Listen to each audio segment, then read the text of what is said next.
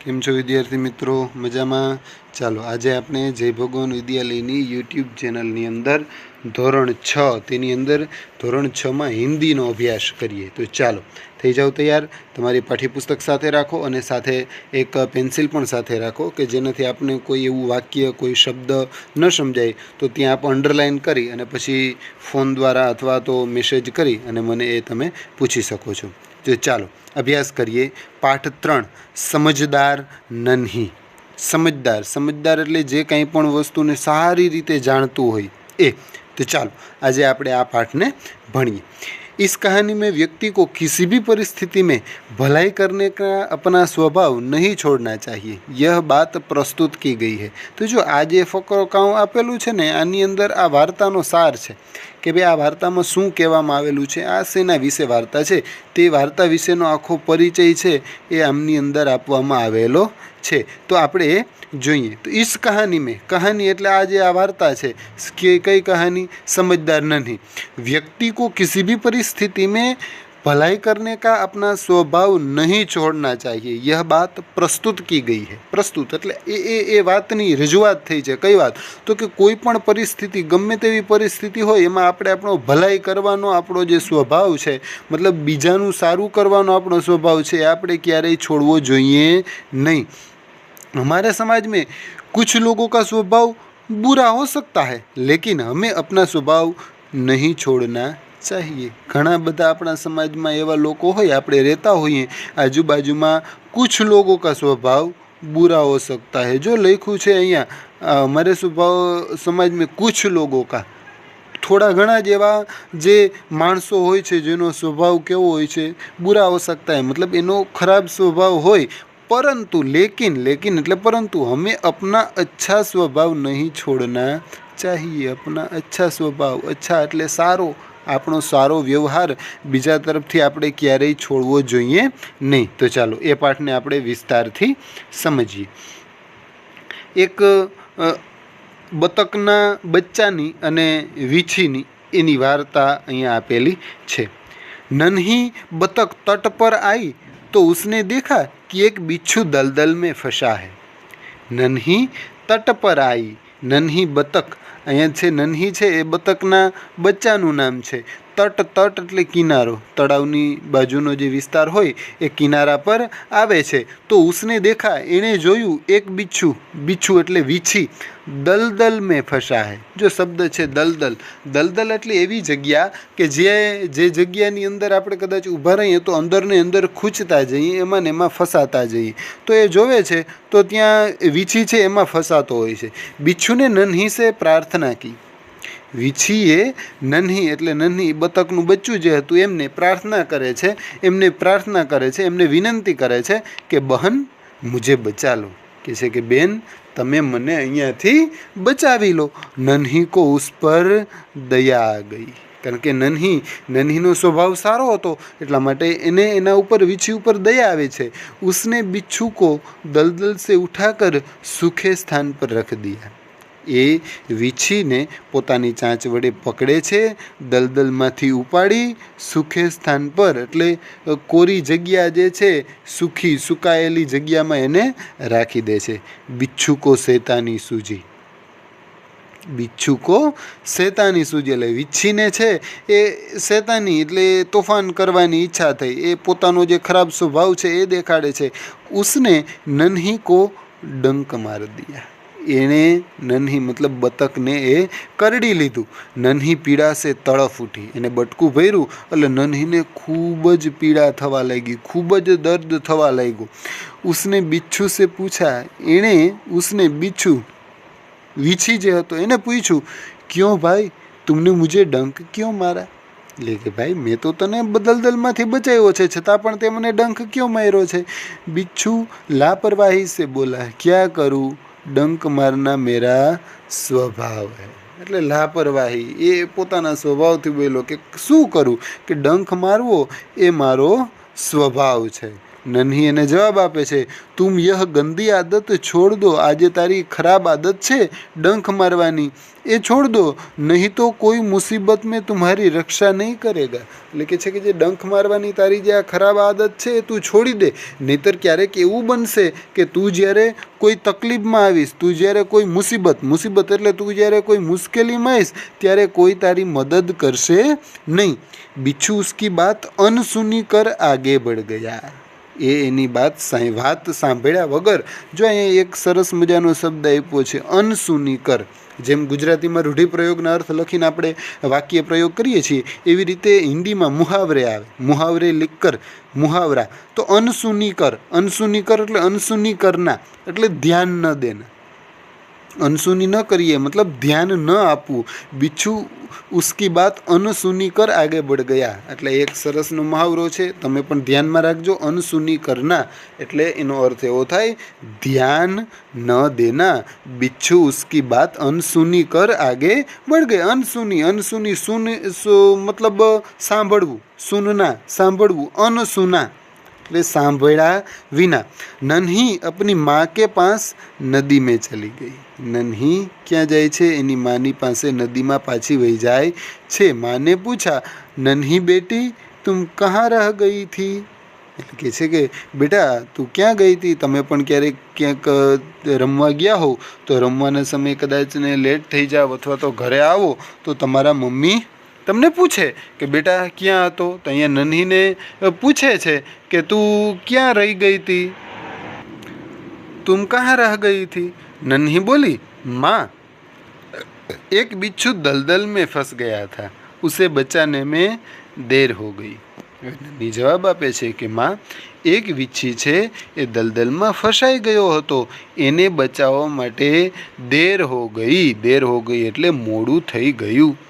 माँ खुश होकर बोली, એની મમ્મીને મજા આવી.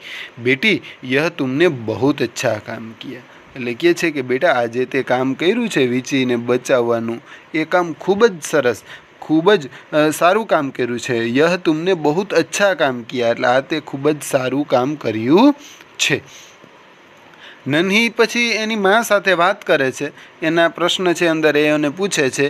નન્હી બોલી, લેકિન બદલે મેં उसने मुझे डंक मार दिया. એટલે કે છે કે મેં તો એને બચાવ્યું પરંતુ એના બદલામાં એણે મને ડંક માર્યો. એટલે એ મને ડંક માર્યું છે, એ મને કરડ્યું છે. તો વાત કરતાં પૂછે છે ત્યારે મા એને જવાબ આપે છે કે બિચ્છુ अपनी गंदी आदत का गुलाम है. જો પાછો અહીંયા મુહાવરો એક આવે છે ગંદી આદત કા ગુલામ હે, તો અહીંયા મુહાવરો આવશે આદત કા ગુલામ.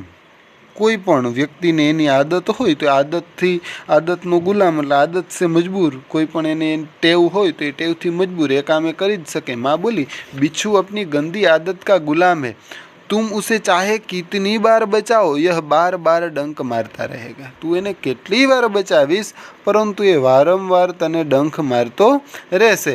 નન્હી બોલી, माँ मैं उसकी गंदी आदत छुड़ा कर रहूँगी. નન્હી ખૂબ જ સરસ જવાબ આપે છે કે નહીં, હું ગમે એમ કરીને એની જે આ ખરાબ આદત છે એ હું છોડાવીને રહીશ. ગંદી આદત છોડા કર રહુંગી, એની આદત હું છોડાવી દઈશ. કુછ દિન બાદ બિચ્છુ કે પ્રાણ પુનઃ સંકટ મેં પડ ગયે. કુછ દિન બાદ થોડા દિવસો પછી બિચ્છુ એટલે વીંછીના પ્રાણ એટલે એનું જીવન પુનઃ સંકટ મેં પડ ગયે એટલે ફરીથી મુશ્કેલીમાં મુકાઈ ગયા. ઇસ બાર વહ પાણી કી ધારા મેં જા ગીરા ઓર ડૂબને લગા. હવે પહેલી વખત ક્યાં ફસાણો હતો? એ દલદલમાં ફસાણો હતો. પરંતુ આ વખતે શું થાય છે? વહ પાણી કી ધારા મેં જા ગીરા ઓર ડૂબને લગા. પાણી કી ધારા એટલે વહેતું પાણી વહેતું હોય એમાં એ પડી ગયો અને એ ડૂબવા લાગ્યો. મોત સામને દેખકર બિચ્છુ કો નન્હી કી યાદ આવી. મૃત્યુ સામને દેખાણું એટલે સામને જોઈ અને એને નન્હી યાદ આવી અને પછી પુકારને લગા. વહ નન્હી કો પુકારને લગા. નન્હીને એ મતલબ અવાજ દેવા માંડ્યો કે મને અહીંયાથી બચાવો. નન્હીને ઉસકી કરુણ પુકાર સુન લી. ઉસકી કરુણ પુકાર એટલે એનો એ અવાજ જે બચાવવા માટેનો અવાજ છે એ કરતો હતો ત્યારે એ સાંભળી લે છે.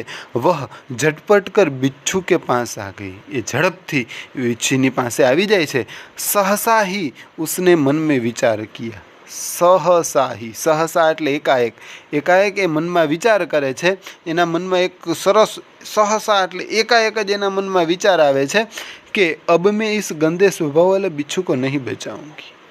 કારણ કે પહેલાં એને ડંખ માર્યો તો હવે શું વિચારે છે, અબ મેં ઇસ ગંદે સ્વભાવ વાલે બિચ્છુ કો નહીં બચાઉંગી, હું આને બચાવીશ નહીં. બિચ્છુ ગીડગીડાને લગા, ગીડગીડાને લગા એટલે આજીજી કરવા લાગ્યું, એમની પાસે બચાવવા માટેની આજીજી કરવા લાગ્યું. બહન મુझ પર દયા કરો, નન્હી કા મન નહીં ડોલા, એટલું કહે છે છતાં પણ નન્હીનું મન વિચલિત થતું નથી. उसने सोचा हो सकता है इसने अपनी गंदी आदत छोड़ दी हो. નન્હી વિચારે છે કદાચ એવું પણ બને કે આણે એની પોતાની ખરાબ આદત છે મૂકી દીધી હોય. નન્હીને બિચ્છુ કો દોબારા જીવન દાન દિયા, પાછું એને બચાવે છે. बिच्छू अपने स्वभाव के अनुसार उसे डंक मारने के लिए आगे बढ़ा. बिच्छू पहला नन्ही ने बिच्छू को दोबारा जीवन दान दिया, इन्हें बचावे छे, परंतु बिच्छू वो अपनी गंदी आदत से मजबूर था.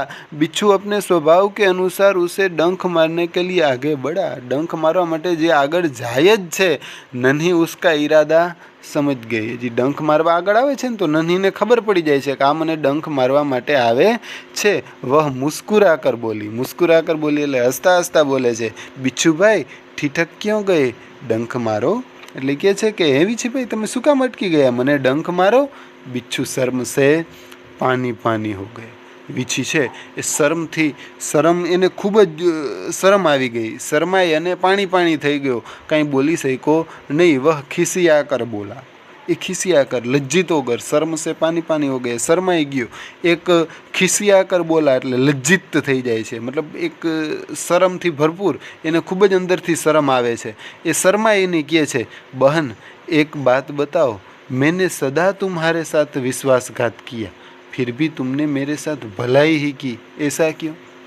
કે છે કે બેન મેં તારી યારે ખોટું જ કર્યું છે, વિશ્વાસઘાત કર્યો છે, મેં તને હેરાન કરી છે, મેં તને ડંખ જ માર્યા છે, છતાં પણ ફિર ભી તુમને મેરે સાથ ભલાઈ કી, એસા ક્યું, આવું શું કામ, મેં તારી યારે વિશ્વાસઘાત કર્યો છે છતાં પણ તે મને મારા માટે ઉપર ઉપકાર કર્યો છે, એવું શું કામ. નન્હી બોલી, ભલાઈ કરના મેરા સ્વભાવ હૈ.